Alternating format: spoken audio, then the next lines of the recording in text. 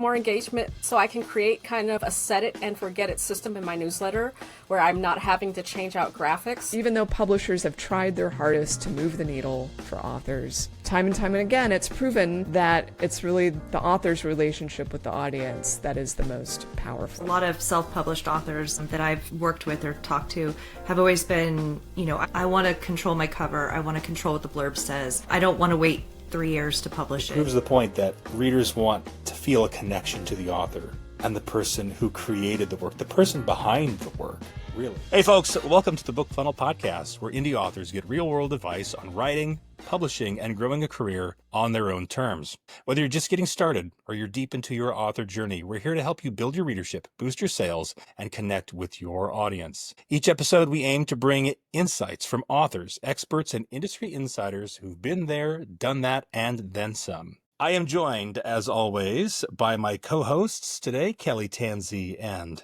Emma Allison.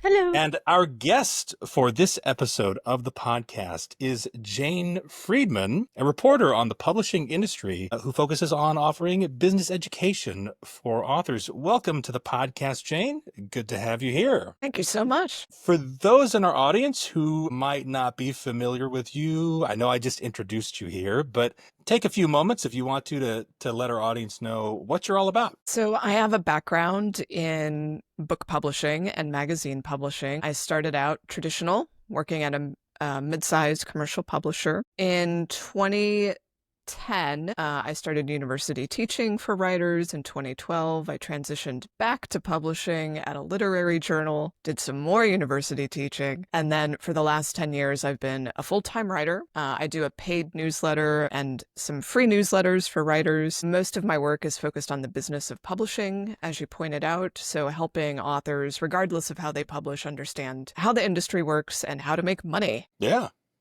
Excellent. So we're going to have a great conversation today, kind of around a number of different things. I feel like we could touch on a little bit of a variety here, but maybe even some more controversial topics.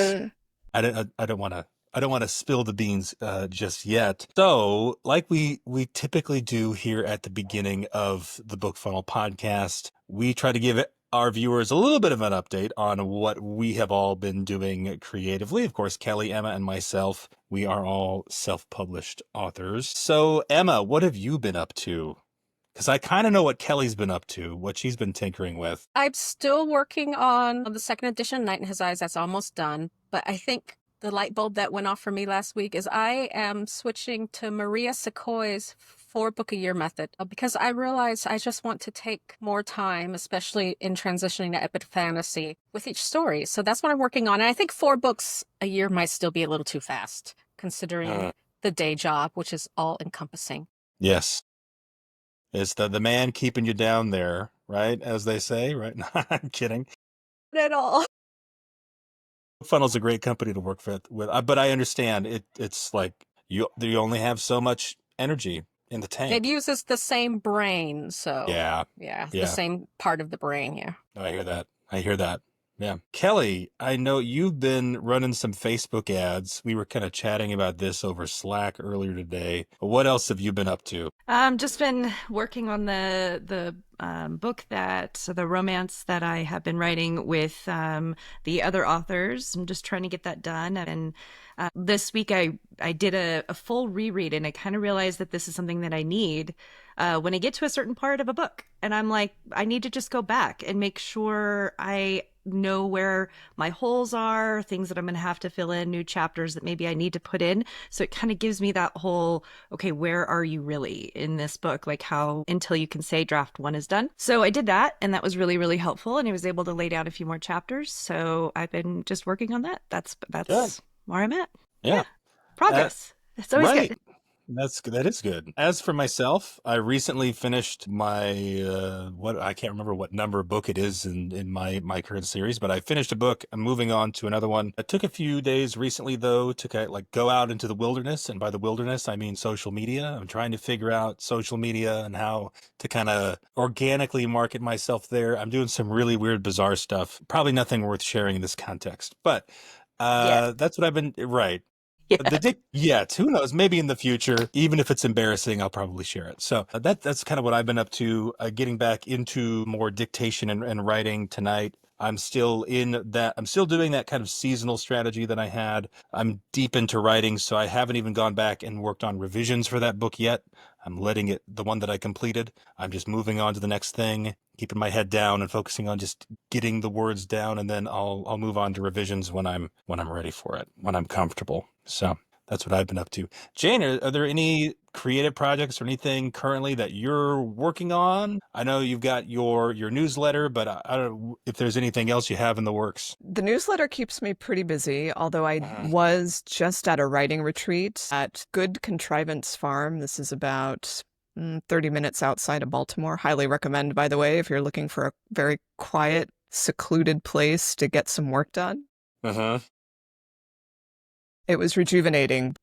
Writing the newsletter, which comes out weekly and includes a lot of reporting, it's hard to fit in writing projects around that. Right. Although I just had a new book come out, The Business of Being a Writer. It's the second edition. And so I actually have some supplementary materials that I would like to offer alongside that, some free, some modest payment. So as soon as I can scrape together some hours, that's what I'll be working on. Yeah. Yeah. Excellent. Excellent. All right. So we've come to our first segment of the podcast here, Tips from the Trenches. In this segment, we share with you guys some insights and tips from self-published authors like ourselves relating to writing, self-publishing, the business of being an author, as it were, in general. And so we all will share one tip with you. We do not, by the way, share these tips with each other in advance. So if we all happen to have the same tip by coincidence, right? That's one of those things that'll happen eventually, right? Just like the monkeys will eventually type Shakespeare if you give them a typewriter, that sort of thing. Okay, well, one of these days, but we'll all try to share something a little different. There's usually a variety. Sometimes the tips are, like I said, writing related, process related to marketing, also sometimes related directly to BookFunnel. So we can kind of go all over a little bit here. Emma, I feel like picking on you. You're going to go first. And the reason I'm having Emma go first too is because sometimes Emma will go later and she'll hear somebody else's tip and then she will change her tip. And so, Emma, you need to go first because whatever your tip was that you came prepared with, that's what I want to know. No being a data responsive cheat this time. Well, my tip is based around something I've been working on this week, is gamifying my promos and swaps, not only to get more engagement, but so I can create kind of a set it and forget it system in my newsletter where I'm not having to change out graphics. So what I'm doing is just embedding the graphics, and then I'm going to a link aggregator. And the only thing I have to change each month or each week is the links inside of the aggregator. So the graphics are embedded, universal direct link, whatever you call it, Jack, is embedded. And then I can pre-schedule all of my newsletters, and I don't have to worry about going in and swapping out graphics or links or any of that stuff. It takes about 30 seconds to swap out the links, but also the gamification aspect. I just started that, but I'm going to keep stats and see if it does increase clicks on those swaps and promos. So maybe I'll have an update about that in about 30 days. And when you say gamification, because there's a few ways that when I hear that word, I think game theory, but I'm a bit of a nerd. So what do you mean by gamification? Because I've seen some of the stuff you've been working on.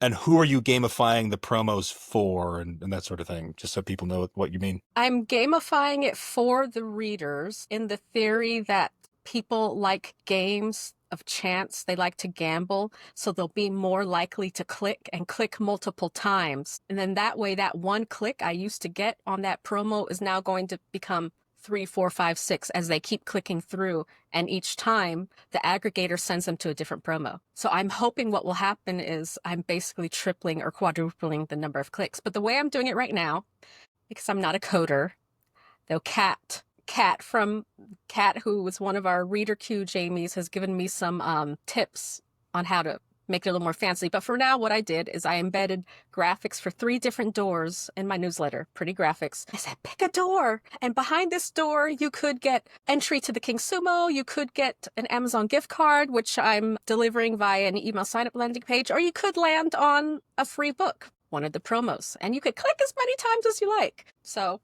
I don't have to worry about the book covers selling the book for the author. I just have to tap into that part of the brain that likes to gamble.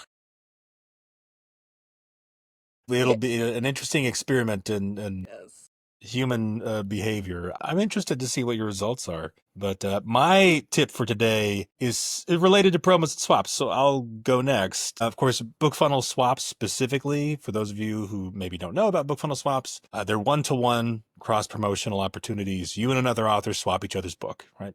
I'm sure a lot of people are familiar with just the concept of author swaps or newsletter swaps, right? But BookFunnel author swaps specifically is one of our features, and so you can find another author in your genre and swap with them.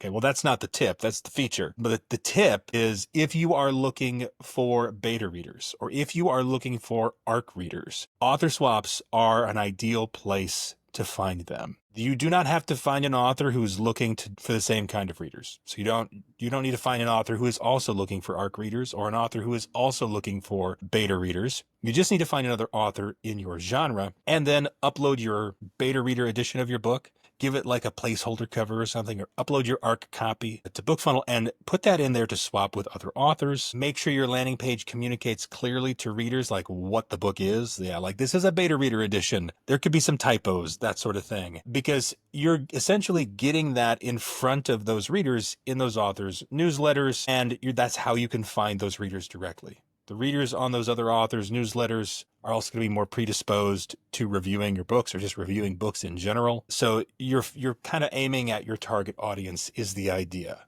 You can also do this sort of thing in promos too, but we have authors come to us all the time, like in author support, and they ask, okay, I signed up for BookFunnel because I need ARC readers or I need beta readers or what. Most of the time they're saying ARC readers, let's be honest, right? Because they've already written the book and now they need those reviews. And like, how can I find them? Where are they? Or like, does BookFunnel have a list of them? We don't. We don't keep a list. Your readers are your readers. They're yours. So the best thing you can do is probably swap with another author. Right. But that's my opinion. And actually, you can swap with multiple authors. If you need to get your ARC out there, it's easier because you can do it in a short cluster, whereas a promo is kind of like it has to start at a certain time. Most promos start at the beginning of the month. So if you need ARC readers now and like we're recording this, it's like, well, this might be a good time to join some promos with an ARC. It's toward the end of the month as we're recording it. But if the month has just started and you've missed the boat on some promos, swaps are a way to go. So there's my tip. I also shared this in one of our recent webinars on leveraging promos and swaps. So you can go check that out as well for some more ideas. Kelly, I'll have you go next here. What wisdom do you have for us today, Kelly? Well, I wanted to talk about a BookFunnel feature that I don't know if very many authors really know about, which is custom domains. Custom domains are really great for branding purposes. If you don't want your links to have bookfunnel.com in it, it could have your authorname.com or whatever domain that you own. And if you couple that with the custom theme where you can change out the landing pages, the look of it, you can change out the logo. So it has your logo, your domain, and you can make it look like it's coming directly from you. It doesn't need to look like it's coming from BookFunnel. So it's a really good idea. You have to, do a little bit of back work on your domain host in order for it to populate. And each landing page will then have a custom domain, a BookFunnel link and a custom domain link so that you can use those when you're on social media or wherever you are. It looks like it's coming from you rather than from us. So That's just my quick tip. And that's actually a feature that we had to develop because of Facebook's changes to Facebook Pixel at one point in time. And they required you to verify the domain that you were pointing your ads to. And so we had to develop that feature. I don't believe that they do that anymore. I don't believe they do that anymore, but hey, the feature's there and it's cool for branding. You can also do, not to steal your thunder here, Kelly. Of course. Because I'm sure, but you can also do what we call pretty links, where you can kind of create your own custom like link. So if you wanted to say like author.Jane Doe, sorry, Jane, to use your name. Okay. Hey, I'm with the name Jack. My name gets abused all the time. So, but if you wanted to say something like author.Jane Doe, let me use the example again, / then something specific, you can do that with what we call a pretty link, where you can customize that. So you actually have some nice customization options for that feature as well that I want to make sure I mention. But Jane, speaking of Jane. Yes. our guest. What do you have to share tip-wise with our audience today? Oh, well, I can share a business insight I had recently that might interest folks. I've been experimenting quite a bit with 11 Labs, which is Hmm. AI audio. It does so much aside from AI audio, but that's like what most people know it for. So you can use it to clone your voice, for example, and use that to narrate an audiobook. You can also use one of the voices that they have in their library of voices. And so the reason I was exploring this was, I've had this newsletter now for 10 years. It's fairly lengthy. So an issue could be as much as 5,000 words. Occasion people have inquired about an audio version. Like, I don't have the time, and it doesn't earn so much money that it's worth it to me to like human narrate every issue and send it out as a podcast. So I thought, well, with this 11 Labs tool, maybe this is the solution. But before I went into all of the work involved to like essentially produce a paywalled podcast, I did a survey. Imagine that. I did a reader survey where I asked people, all right, if I do this, would you listen only? Would you read and listen? Would it depend on your needs at the time? Tell me what you would do. And then I also asked, if you listen, what's the platform that you prefer? Is it Spotify? Is it Apple? Is it something else? And then I also just had an open comment area if people wanted to expand on what they were saying. And wouldn't you know it, the responses were heavily, I'm just going to read it no matter what you do. Uh-huh. And which, it's not much of a surprise to me because that's the sort of audience I've cultivated now for a very long time. Right. And if I do an audio version, I think it's really going to be maybe attracting people I don't have. But I think the larger point is, especially after reading some really interesting trend articles about the intersection of podcasts and newsletter, and maybe we can drop this link into the show notes. It just made me feel like if I do a podcast at all or some sort of audio version that's related to this content, it should be different. It should be a little slant. It shouldn't just be a replica of what I'm sending out via email. So all that to say, I'm glad I did my due diligence, thinking a little bit differently now about what audio might look like. Yeah. Yeah. And I like your insight there about your audience, because you've cultivated an audience in a certain manner by whatever you've done. And authors will do this when they build their newsletters. And sometimes I think we think like, okay, yeah, I want to offer something else to them. But if they're already consuming your content one way, you don't necessarily want to ask them to do something else. Right. Right, because just they've already done this other thing, and that's fine. And maybe you can find a new audience or a different audience to go alongside that with a different format or a different type of content. So I was literally thinking that and then you said it. I was like, yes, that's what I was thinking. But yeah, I've looked into the voice cloning thing myself, and I think it takes a little bit of because I've played with 11 Labs. It takes a little bit of time to get it set up the way you want. And depending on what you're doing, I was mainly looking at it for audiobook narration and found that it was a little more time consuming for that, but something shorter, I could see working out better. I like that idea. I might have to steal that. That is a good segue though into our main topic today, talking about AI. Our main topic for today is not just going to be AI, maybe the kind of the state of the publishing industry, because there's some big things happening. And I think AI is one piece of that puzzle that we want to talk about. And we can go on to that first if you want to, Jane, by all means. I know you also have some insights into some things that publishers are doing, some new behavior on behalf of publishers. And so you have a lot of insights into the state of the publishing industry as it is now. When it comes to AI, we're on this topic, so let's go ahead and dive in. I know this is something that you've talked about in your newsletter. What's the general feeling from authors about AI? Because positive or negative, because I know our viewers are going to have their own opinions, positive or negative. What have kind of you gathered in your experience? I mean, it's one of the most divisive issues I have ever encountered in my career. The only thing that would come remotely close is the division that sometimes separates self-published authors from traditionally published authors. The fact that there is a division on that front makes me sad. I don't find it productive, and I feel similarly about the divide that's occurring now between authors who are using AI in lots of different ways and those who feel like any AI use is basically sinful, immoral, unethical. Choose the pejorative you wish. Right. And there are lots of reasons for that. This is such a complicated issue. So I'll pause there because there's so many directions we could go with this. Right. But it's interesting to me that it does seem to be black and white. Either I guess there's probably not very many people out there who are directly advocating for, just use AI to write the book. Right.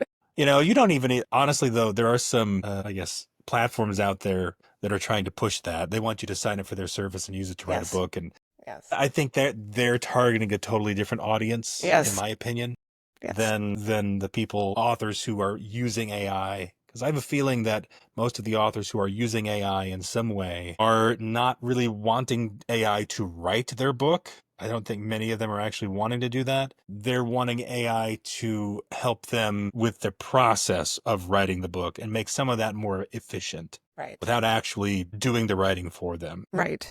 So I like how you're expressing some nuance to this. Part of the problem may be that I'm too much of a online person, like lurking on social media and seeing the conversations that are unfolding. And social media doesn't necessarily, it's not conducive to nuance or discussing the gray areas. You just find people being very vigilant about their viewpoint and trying to get other people to see the error of their ways. Proselytizing, yes. And so it is interesting because I think you have that, like I said, it's kind of black and white in that sense. You have folks who are open to using AI. I don't think most of them are wanting to have AI write their book. But then on the other side of that are folks who like no AI at all. Any AI is heresy, right? So to speak. And there's kind of a divide. I don't know that while there's some nuance there to discuss, I don't know that there's people who are like somewhere in the middle. You're kind of on one side of that or the other. I think part of it is that there are so many overlapping issues and objections, and I think people are really confused. There's also some misunderstanding of the technology as well that's not helping. And sometimes I call this the trough of despair that we're in because there's so many reasons to be afraid or to misunderstand or to be confused. And we're all at different points of understanding or recognition of what this technology might mean. And there are also, of course, people who profit greatly from AI that people don't like the billionaires. And then there are people who are on the more doomer side, very doom and gloom. So, I mean, maybe something that might be helpful to address first is just the legal issues and to acknowledge the legal issues, because I think that's where a lot of the negative sentiment comes from. The fact that the models were trained on copyrighted material without permission, without payment, without licensing. And all of that is now in the courts. And these are class action lawsuits that are being brought by the New York Times, the Authors Guild, and other parties. And I think we are going to see remedies in the end. It's going to take time, but I do think there are going to be remedies. And ultimately, I hesitate to say the models will be clean because who knows what the tech companies are doing. I don't entirely trust them either. But in other words, the models will at least be abiding by principles or legal standards that we've decided that you have to abide by these rules. Sure. To develop these models. So I am an optimist as well, but I'm hoping that once some of the legal issues get sorted out, that some folks can relax a bit. Although deep down, I think some people, the legal issue is something of I don't want to say it's an excuse, but it's an easy way to say I'm not using it because they're illegal or it's infringement or that's this original sin. But if it were trained properly, I don't think that's going to eliminate the deep-seated fear of what the models do and the bad ways in which they have been used and will continue to be used. It's interesting because this kind of reminds me of Napster to some degree. Yes. As somebody who also grew up as an avid fan of Metallica, right? That's what I happen to listen to on the radio. So I remember going through that whole experience. I mean, people are downloading songs off the internet, and bands are mad about it. And so the Right. creators and that sort of thing. And this whole disruption of the industry. And now what are musicians doing? Well, to use Metallica as an example, they have a YouTube channel. All their music goes up on YouTube.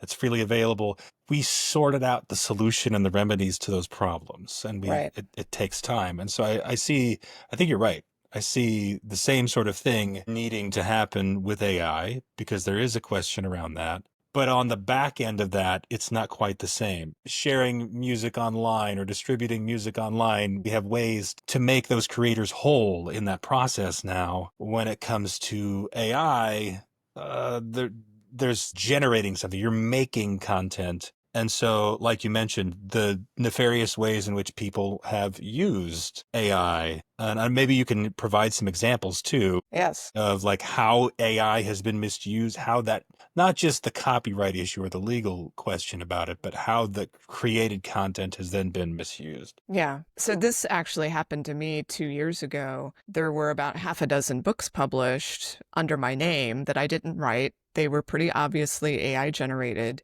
And it was hell trying to get those books taken down off Amazon because, that material, it's not like I have copyright over it.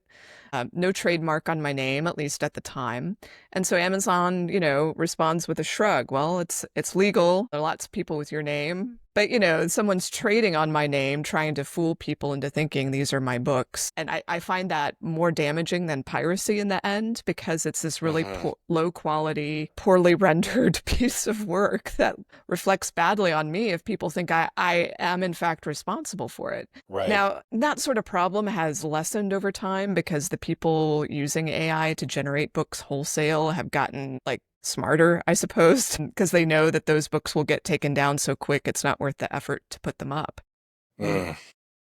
So now what you see are just these copycats of books that are releasing, copycats of books that are very easy to just spin up some sort of a really poorly conceived replica, anything that's in the news. So you'll, just in Canada, when the prime minister election was, this has been last month, all of a sudden there are these biographies of the candidates or their wives or the politicians involved in the election. And, the Canadian media is like, what are these books? My goodness, they're filled with misinformation. It's like, I feel like every country and every media system newly discovers this phenomenon when they have some major event, and suddenly there's these copycat books, AI books, low quality nonfiction books. Any celebrity or person of consequence who does a memoir now, there's a copycat version of it. So you get the picture. It's and Amazon, unless there's a PR issue surrounding it, they're not taking those books down. And there's nothing really illegal about it. And it's a frustrating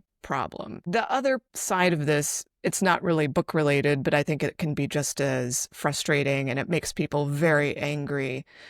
This just happened yesterday. A journalist put together a reading list of 15 books, summer reads. It was in an advertising. Yeah, it was in an advertising supplement that went out with the Chicago Sun-Times and the Philadelphia Inquirer. Well, you start looking down this list of 15 summer reads. The authors are real. The titles do not exist. So this journalist who wrote the supplement admitted later, yeah, I just used AI and I didn't check to see if the titles were real. And it's just really? It's really interesting too, is there were a few real books on there, and it's a summer fun reading list, and it's Atonement and Ray Bradbury.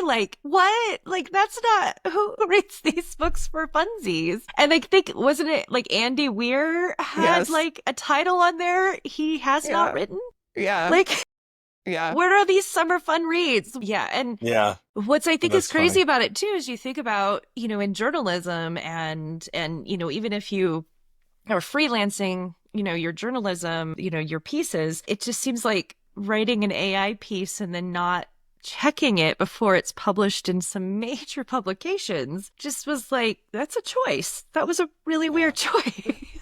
It's kind of bringing me back to when I was in college, which was longer ago than I like to admit, when Wikipedia was kind of a new thing at the time. And all my professors, I remember them telling me like, okay, I know you're going to look at Wikipedia. I know you're going to do this. So like you can start there, but you can't cite it as a source. And now I think we've reached a point with Wikipedia where now we've kind of accepted it as a source in many contexts. And I'm sure professors are saying the same thing now about AI. Like, okay, I know you're going to use AI at some point here, and it's a good place to start, but yeah, you should check what it's saying. The fact that obviously that's in a different context, maybe from like an author who's trying to like, write a book with AI. But even then, in my own experiences playing with it, because when it first came out, I was like, okay, I'm curious. I got to know, can this thing actually write a book? And it felt like to me, like you had to spend so much time editing it, whatever it gave you, that you may as well have just written the book yourself in the first place. Like the amount of effort it took was not worth it in the end. So I think, like I've said before, if you're a very skilled editor who aspires to be an author, maybe that's the path for you. But Yeah, and it's kind of shifted because I'm wondering about what's really behind the fear of AI. And on the surface, it seems like, okay, it's one-to-one. AI can write my book for me. And as a segue, I ran a full-length book through several different AIs and did my best Allah to get it to replicate what I do. No, absolutely not. It's just maybe the technology will be there someday. It's just not there, at least for me. But is there something deeper with the fear? I mean, because on my thing is, if you're afraid AI is going to write as good as you, why can't you just write better? Or just keep doing what you're doing and develop a relationship with your readers? Why are people kind of not going to the rational solution, do you think? I think there are a couple things that really worry people. One is that publishers will somehow start preferring AI-generated writing. And this is all dependent on how good the tools get, and there's a lot of debate around that. So, like, for example, there was this online class with Agatha Christie that just came out a couple weeks ago. It's based on her archives and letters about writing. This is a class for writers, and it's a partnership between the BBC and the Agatha Christie estate. So this is all perfectly legal and above board. They did it to the highest standards you can imagine. And it's this 12-session class that looks like Agatha Christie teaching you writing. Just for those who might not be aware, Agatha Christie is dead. She has been dead for a long time, and she never taught a writing class, to my knowledge, but she wrote about the craft. So this relies heavily on AI. And so if you think about like what could be coming or the parallel to books, are we looking at a future where publishers are like, well, James Patterson has always sold well, or Stephen King has always sold well, or Danielle Steele did so great. Let's just train this AI model, this bespoke AI model, on their entire body of work and have it spit out new versions of that until people stop buying them. What does that do to the market for other authors? How does it put pressure on debuts? That sort of thing. Whether publishers will do that, I have no idea, but it's certainly plausible to me that that could be a temptation if the AI is good enough. And then I think the other worry is, could AI reach a sophistication level where you as a reader could tell your bespoke model, I want it to have this style or this aesthetic. I want you to meld these 3 or 4 favorite authors I have, and I want it to be this long and have the character to have these sorts of traits. And so you're essentially feeding it the story of your dreams. You're modeling what you want out of it. The AI generates it for you, and it satisfies all your storytelling reader needs without having to interact with a human author or maybe the potential flaws that would be in a human told story.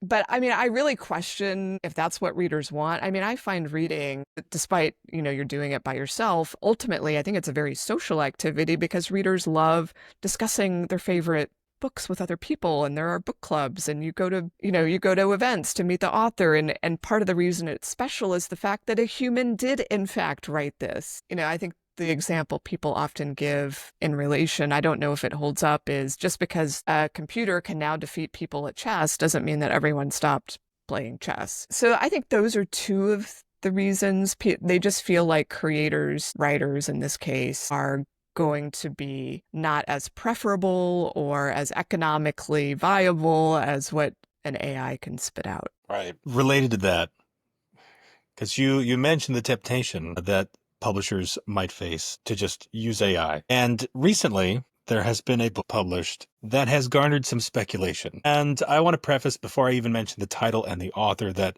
I don't think anybody knows whether or not this is the case. We're just saying that it has been alleged that this book was written with AI. In fact, the suspicion is that the publisher wrote the book with AI so that they don't have an author to pay royalties to.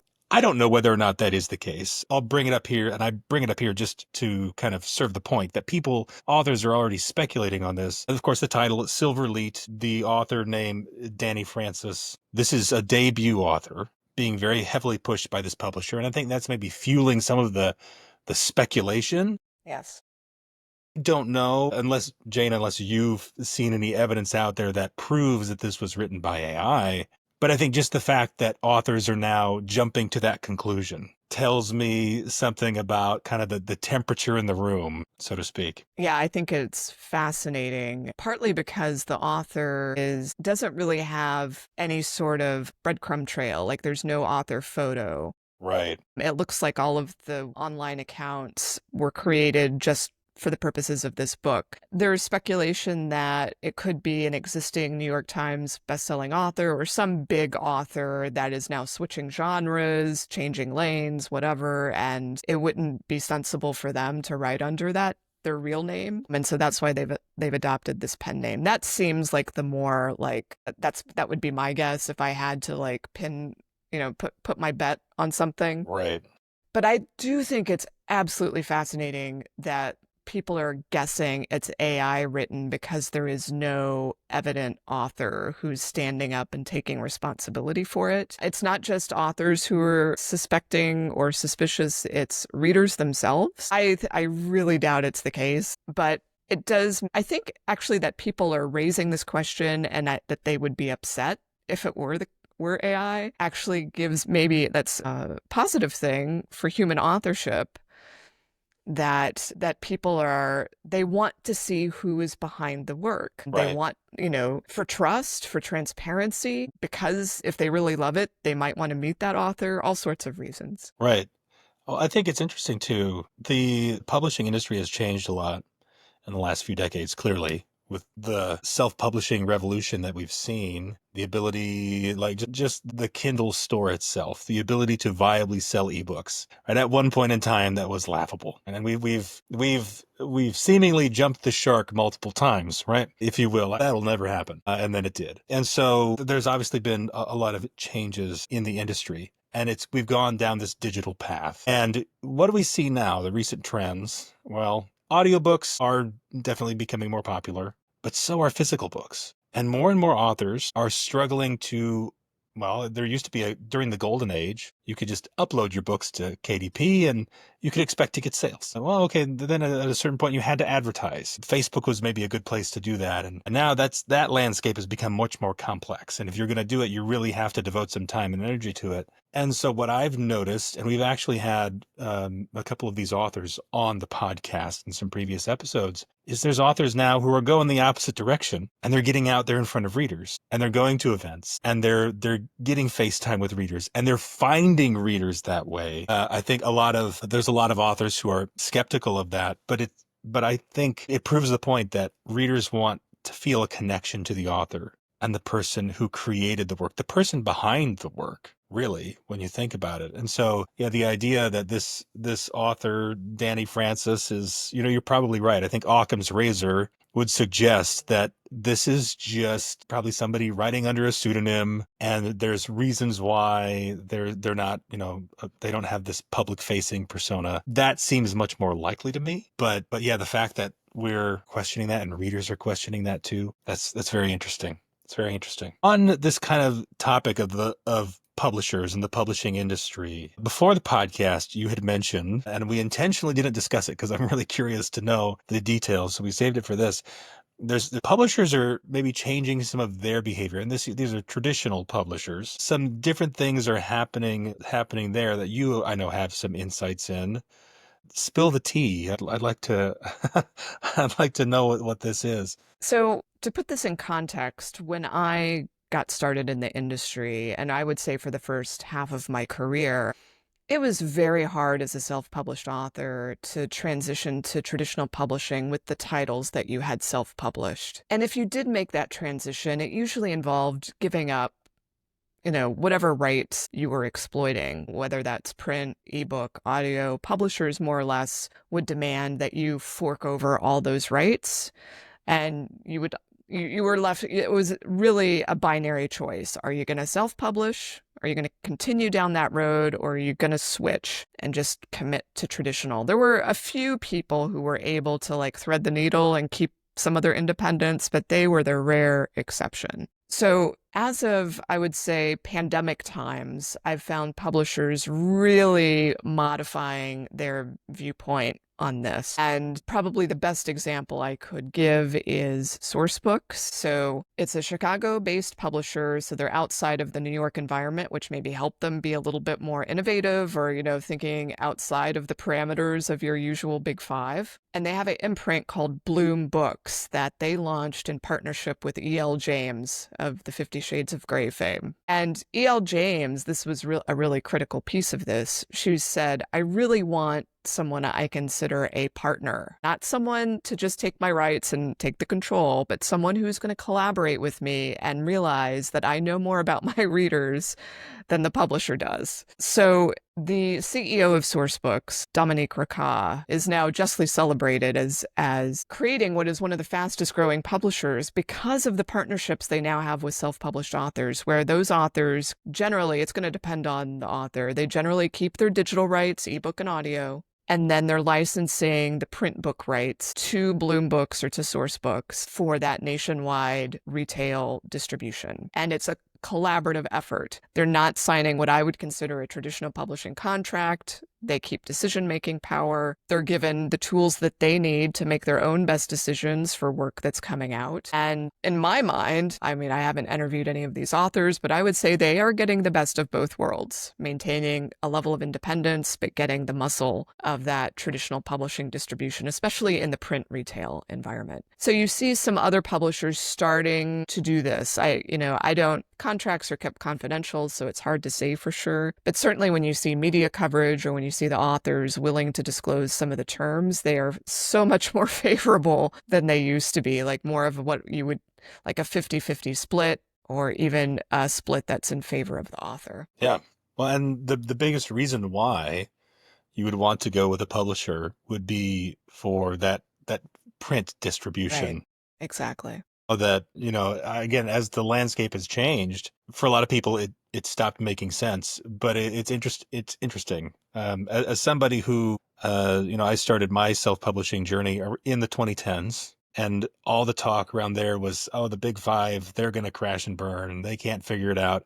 And it's interesting because, that hasn't exactly happened. Like the landscape is like you have self-publishing kind of rising up, and obviously there are, I think, more books published in the last, 5 years or so than have been published in all of human history. Like the amount of books available is just multiplying. So it's clear that there's more demand and there's more supply, probably more supply than demand to some extent. But things have changed, and you're going to see publishers that adapt to this. Do these publishers who take on this model, because do they have a competitive edge then against the big five?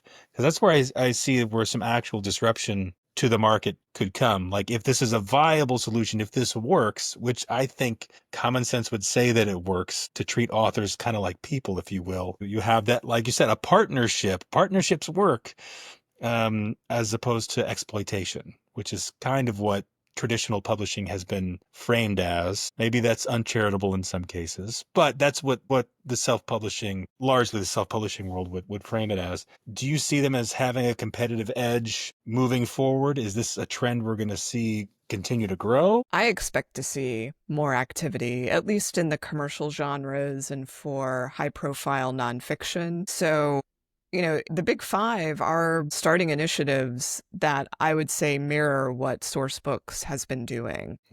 A lot of it, I would say, is opportunistic. Like if they see an opportunity, they'll jump at it rather than, say, forming an entire imprint or division focused on it. So Sourcebooks, I think, still remains fairly unique in that sense. Entangled is another publisher where we see them forming an imprint devoted to that type of author. But there are also other publishers that have started from scratch that I think, the big five really dropped the ball in not doing this first. Like Podium would be one example where I want to say they were founded maybe in was it as far back as 2010? I can't recall now, but they've been around for quite some time and they've been playing this sort of with this business model for a long time and have expanded beyond audio into ebook and print. So it's been fascinating to watch them grow in the marketplace. But there's still, at least for certain genres, when you look at literary fiction, women's fiction, book club fiction, the publisher still does provide a lot of value when they care to put in the effort and the resources that I think authors often need. They need someone to help move or sway the tastemakers, the booksellers, the librarians, the reviewers, that behind the scenes ecosystem that gets books seen, especially outside of the Amazon environment. Right. Right. So I was just thinking of this. I've had a few friends and acquaintances within the book community who have gotten deals with Bloom and they're very happy. It's wonderful. But typically they are already well established as a self-published author. They have very good sales on their own. They're already in the top of Amazon. They're already doing very well. Do you think this is something that's going to eventually translate? And you're right, they kept their ebook rights, they kept their translation rights, probably film, I don't know all of their details. But do you think this is something that will eventually go into, say, a debut author might get some sort of similar contract if they don't already have that proof that the sales are going to be there? Is it going to translate for an author that has never self-published and only wants to be trad? I don't see that. Yeah. Uh-huh.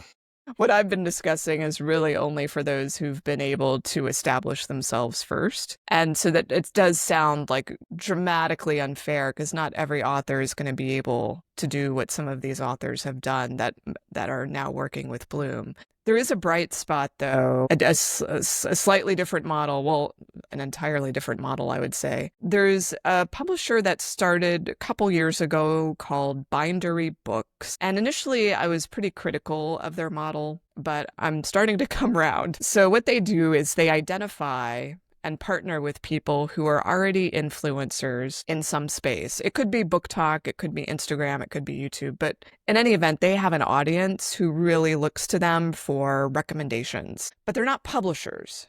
They're selecting other publishers or other authors outside of, their own personal, whatever they control. So what Bindery does is partners with them to select books to publish. And then there is a very partner-oriented marketing and publicity campaign where that influencer is helping bring attention to that book and to that author. And these are, as far as I've seen, I think they are all debuts. I could be wrong about that, but definitely focusing on people who have not yet had exposure. And so far, I've only been able to study 4 of their titles because they just started a couple years ago. But the uptake has been really impressive. And these are authors with what I would consider no meaningful platform or online visibility.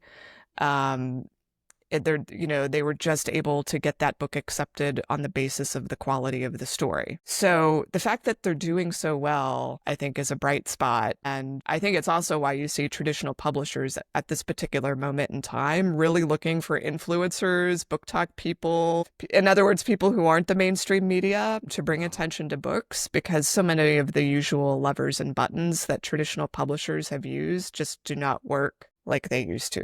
Right. You have an audience, the readers are on Book Talk, and that's where those influencers are. So I think it just makes sense how things have kind of shifted.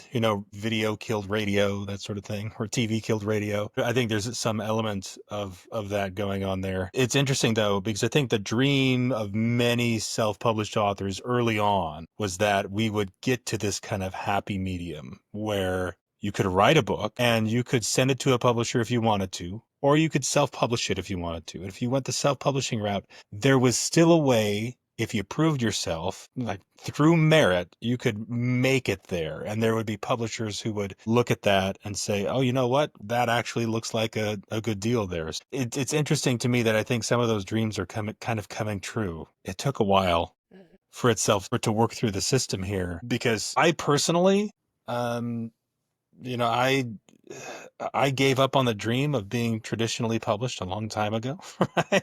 Right.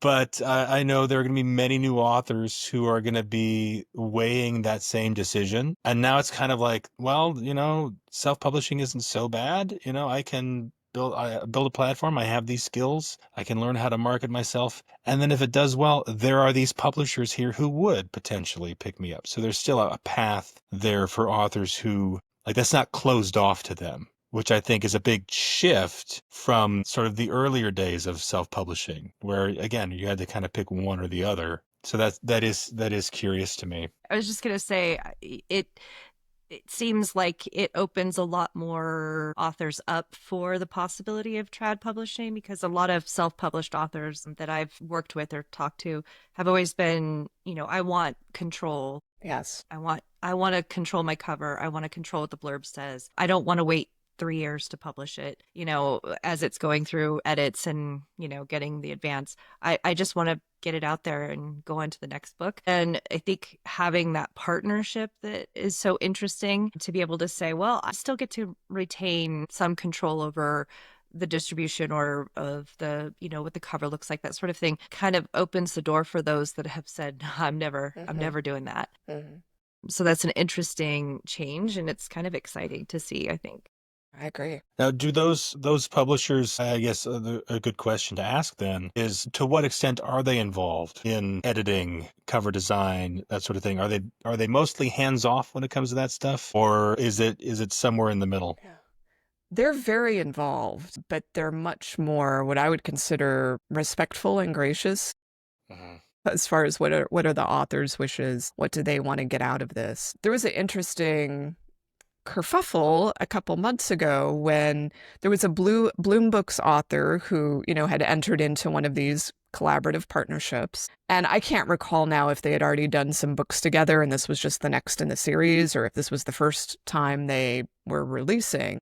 But they had put the book through some sort of additional editorial process. And the editor or copy editor, whomever, came back and said, you know, we think, you know, for sensitivity reasons, you should really edit these passages because, no, you know, you should just edit them. I think one of them might have had a mention of Elon Musk in it. There was I can't remember what the other issue was, but ultimately the author said, no, I'm fine with it.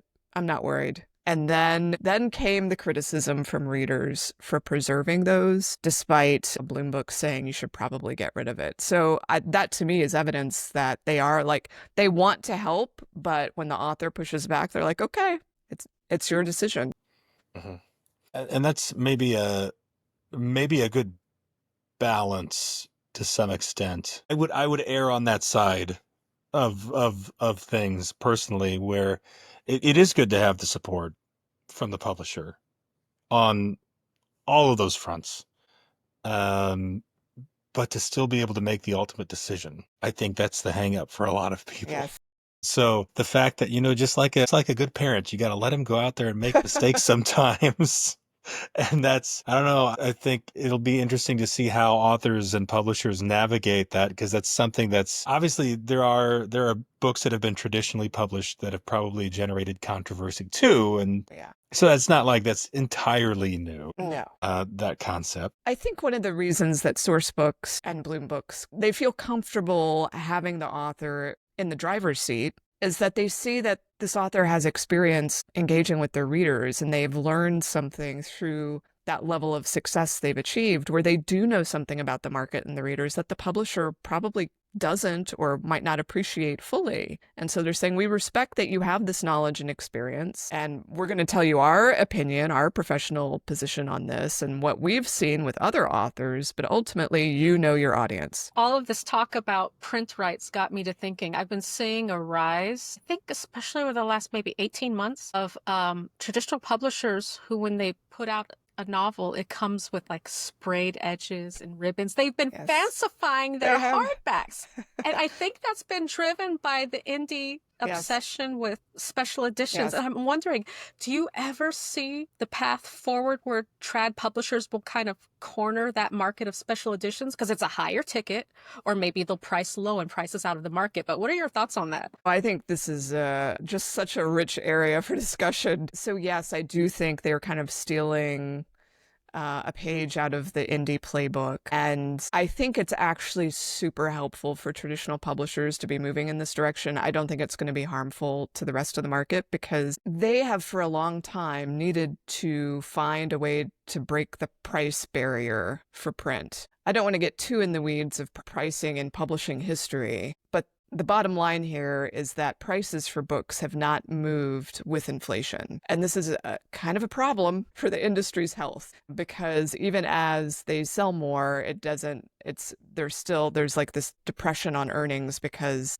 a dollar isn't worth what it used to be. So the deluxe editions, the special editions, the limited editions, has allowed them to finally put the prices up on the hardcovers. And in fact, this is pretty impressive in my estimation. The first quarter of this year, hardbacks had the most growth of any format. Usually paperbacks are the most popular. That's where you see the growth. That's where growth has been in recent years. But because of all of this attention and focus on the limited editions, we're seeing the hardcover growth. So I think it's great for everyone. I think do not see the downside as of yet, unless it's readers spending too much money. I don't think any of us are going to complain about them spending money on books. So and what was it? The Rebecca Yarros book. So when it was the second book in that series, I think the special edition outsold the regular edition 2-1. It was just incredible. And It it's was one of her books that the special edition was only available at like Target or something, and there were like lines of people Yes. just waiting to get that one edition of Yes. the book, and they were like, I know I can go to Barnes and Noble and get a different edition, but I want that one. I want the Right. pretty one. right. And they want to put it on their shelves. They want it to look nice, and if they're willing to pay a premium, I can see I think it's probably a good adaptation from the self-publishing realm, doing special editions. Yeah. This will kind of like force the average indie to up their game in this arena, or do you think we'll be okay just plodding along with ebooks and the regular throw your PDF and a hardback up onto Amazon and walk away? The ebook is not going anywhere. I think I don't have the numbers to back this up, but my sense is that it's additive. And I think, but it's an opportunity for sure for self-published authors to have something else, to offer something else. Maybe you do a Kickstarter for that special or deluxe edition, get it as a pre-order. Certainly in the romance space, romantasy, there are all of these events now where you sell direct and maybe you want something special just for that event. And there's this new company, sort of new, Baventi, that helps facilitate those sorts of sales, which it's just been amazing to watch their growth. And a lot of the people who are using that platform, I think it's almost uniformly self-published authors. And a lot of it is either special or signed or somehow limited editions. Right. Well, and I think it's reader expectations too. Yeah. And so if traditional publishers are going to start copying the indies and then readers now expect that sort of thing, I don't see how that's bad for anybody. Readers like, where's the special edition? Where's the signed hardback? Like that's normal. And I like you said, I see that as being a boon for everybody. I don't see that taking away from it. And if anything, I think the indies have been informing the traditional publishing industry for a while now, which is why you see the traditional publishing industry adapting. And maybe some of that will go both ways. You do see small publishers, like really small publishers even, who are coming from the other end, so to speak, trying to adapt publishing to indies in that way. Even some smaller publishers than Bloom, what we're talking about here, like mom and pop type things, and that sort of thing. So I think there's some back and forth that can definitely happen. But I think the innovation right now, and for the past several decades, has been on the indie side of things. And so it makes sense. I think we've proven it that it works. Yes. That's why they've adopted it. So the more the merrier is the way I see it. I imagine. What are some other things though? So this I guess brings up a good kind of maybe open question. So there's the special editions which have kind of been working their way into traditional publishing. What are some other things that indies are doing that traditional publishing is also adapting for their purposes, or they're kind of moving in on? Or maybe if you don't maybe have a specific example, what are some things that they could, or that maybe they should try to adapt Right. from indies? So I think publishers have always been catching up in terms of direct to consumer, direct to reader marketing and promotion. So this has been an issue that has long fascinated me, because one of the things that I repeat to authors, regardless of how they publish, is you really need to be building your email newsletter list. I'm sure I don't have to tell this group the value of an email newsletter list. What's a newsletter? What's a, no, I'm sorry.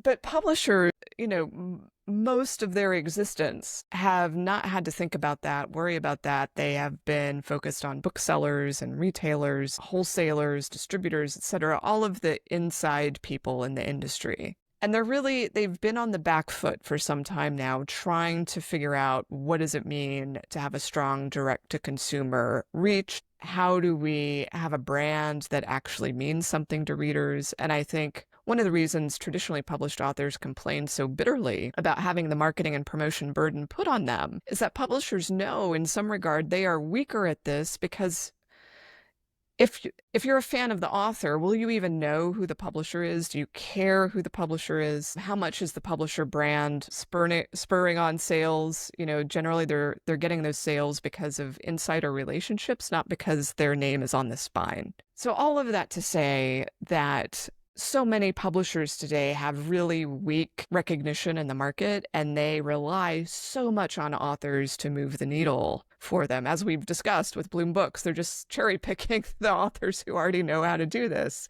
that already have the reader relationships. Now, I can point to some publishers that have gotten up to speed, or they're starting to, what I would say, better express a brand. They have websites that are more appealing to readers. They're starting to do things on Book Talk, for example, that are developing audience relationships. But I think many of the things that authors have done, again, regardless of how they publish, something that publishers have been able to witness and learn from. And there's one example in particular that I think is interesting. The former CEO of Penguin Random House, Madeline McIntosh, she left her job a couple years ago and then started a new company called Authors Equity. Notice the name. And this company is funded in part by authors like Tim Ferriss, James Clear, Louise Penny, a novelist. I'm probably missing a person or two. But when that company launched, obviously there were a lot of questions about it. Why this sort of company? What's your model? It's a bit of a hybrid model. I hesitate to say hybrid because it's very unique. There's not another company like it.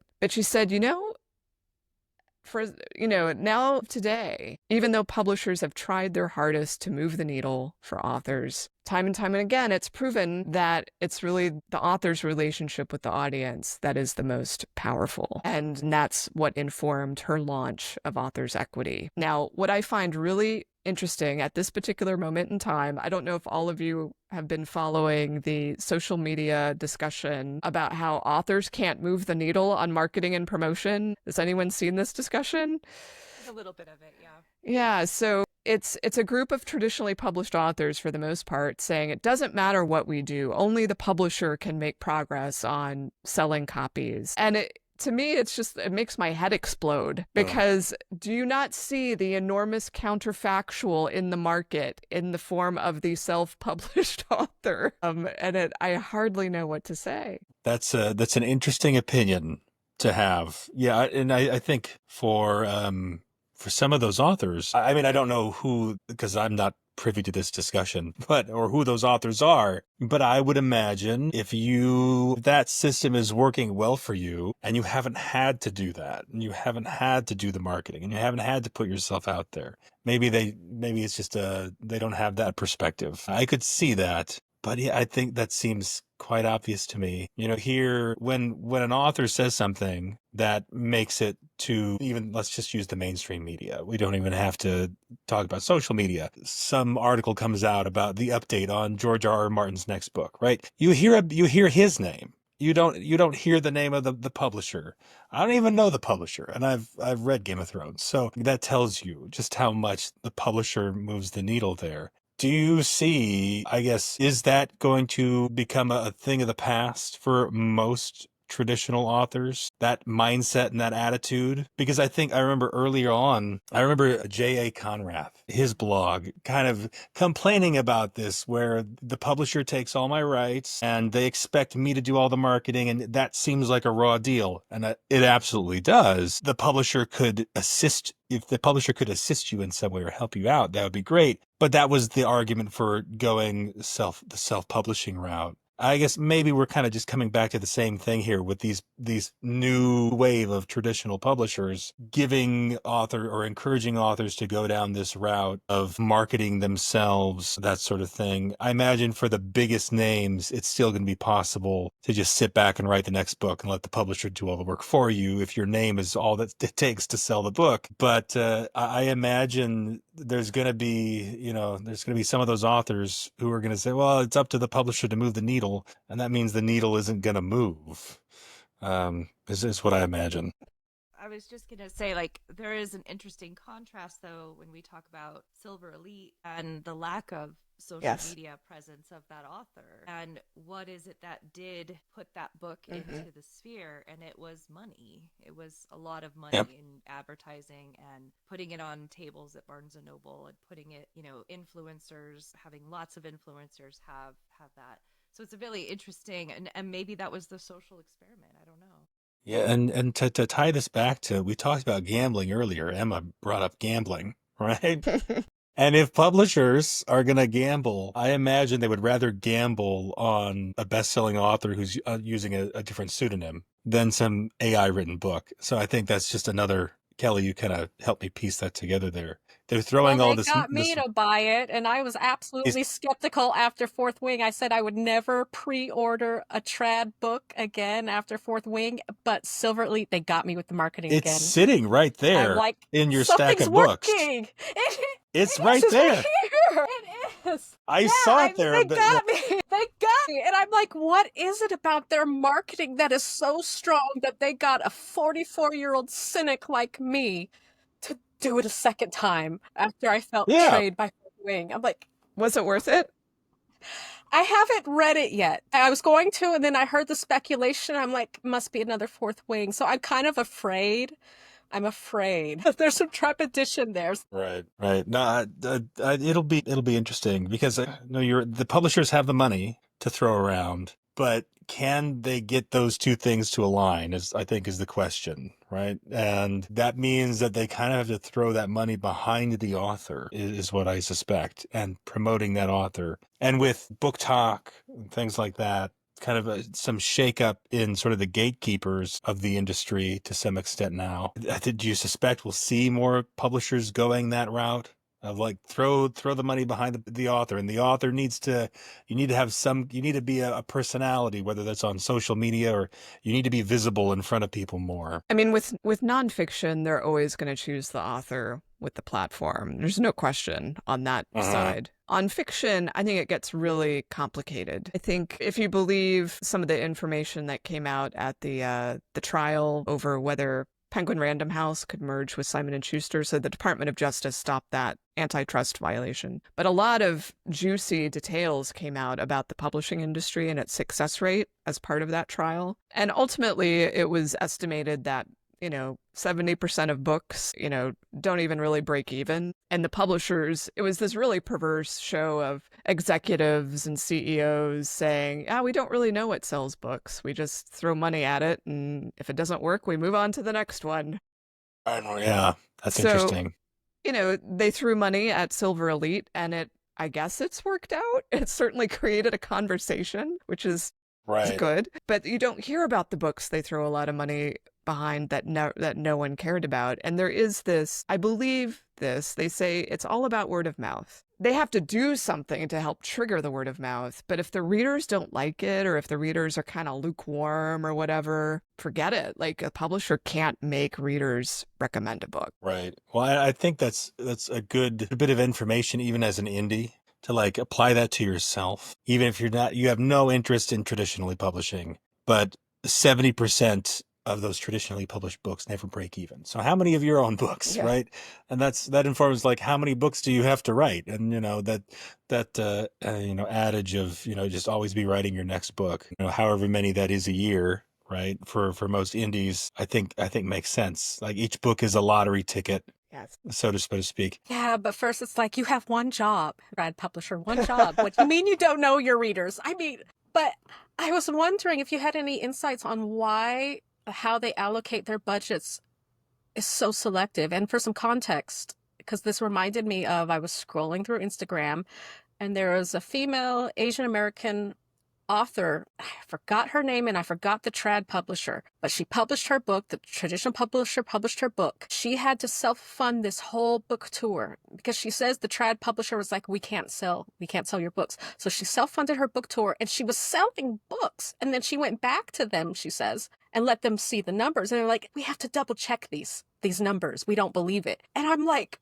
that's for a business, I don't understand the mindset there. Well, Jack? I wonder, I mean, if she's already doing the work, it seems to me like, if the publisher is getting a free lunch out of the deal, why would they complain? That's my first thought.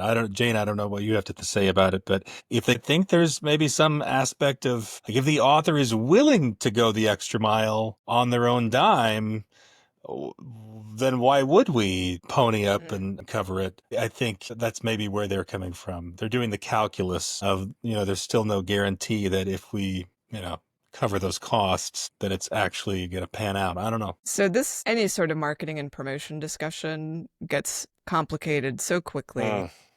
But I will say that in defense of traditional publishers, they acquire far more than they can support knowingly. And that generally means that they select a handful of titles each season that they feel like are their best bets. So it is gambling, absolutely, 100%. And they're looking for early signs across the list, not just the best bets, of which one's going to break out. It may be because a reviewer or a bookseller or someone just really early in the process says, wow, they're looking for the buzz, the enthusiasm, that magical quality. And then they tend to not really commit to what they're going to spend until they have some idea of that early response. They're also basing some of this on who got the biggest advance. I mean, I hate to say it, but if they have $1 million invested in a particular book, they're more likely to support it marketing and promotion wise.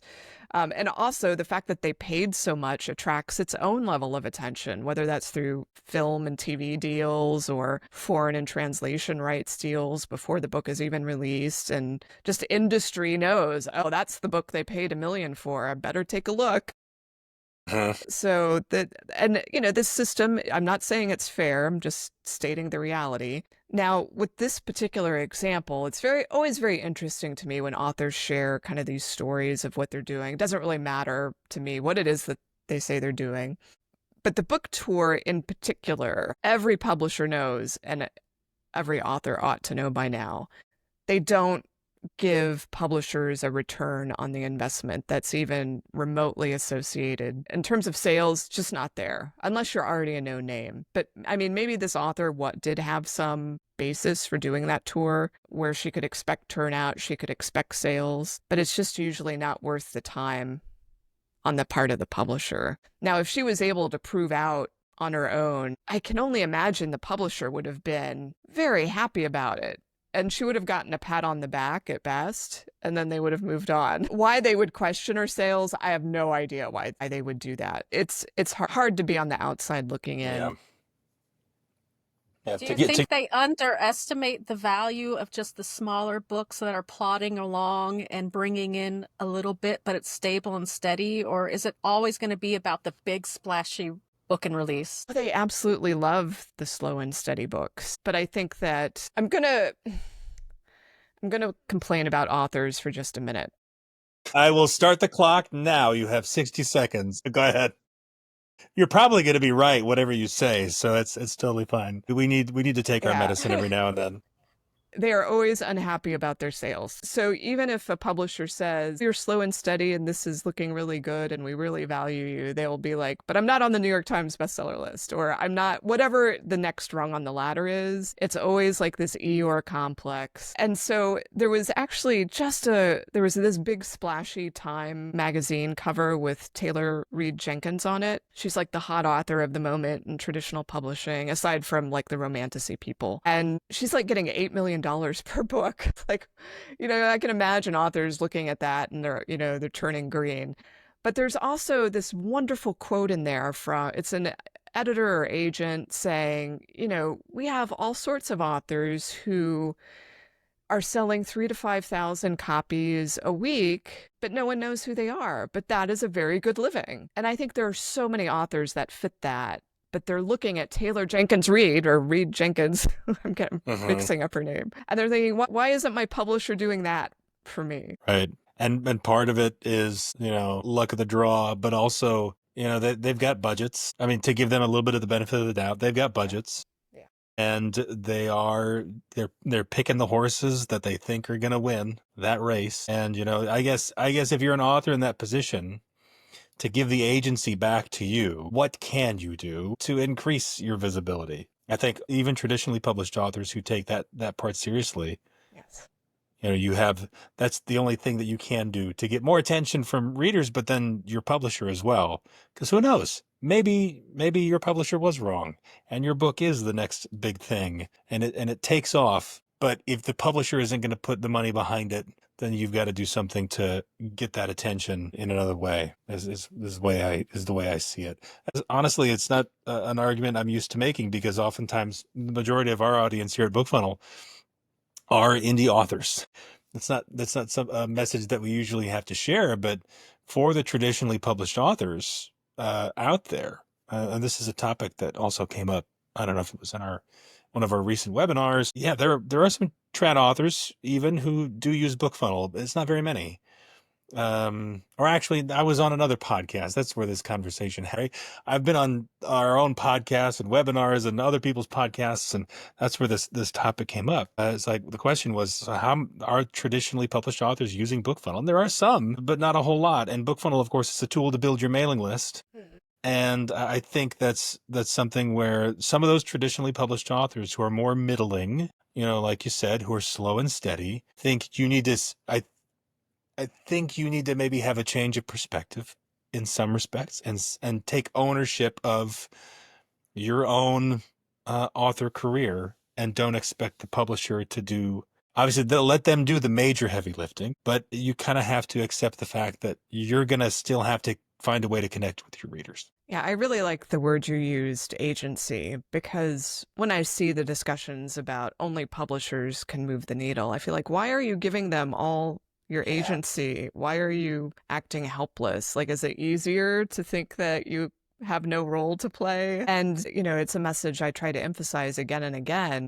We all want, in traditional publishing, we all want the publisher to do what we're hoping, or to give us support that we deserve. But you have to plan as if they will do nothing ultimately, and think about what are your goals for this book? What do you want to see happen that you think, given your assets today, you can help realize a certain level of success? And even if you don't hit your goals for this particular book, I'm always encouraging people to take the long-term view. Maybe you're using BookFunnel as a way to build your list so that on the second book, let's hope there is a second book, you are better prepared to reach your readers and market and promote on your own.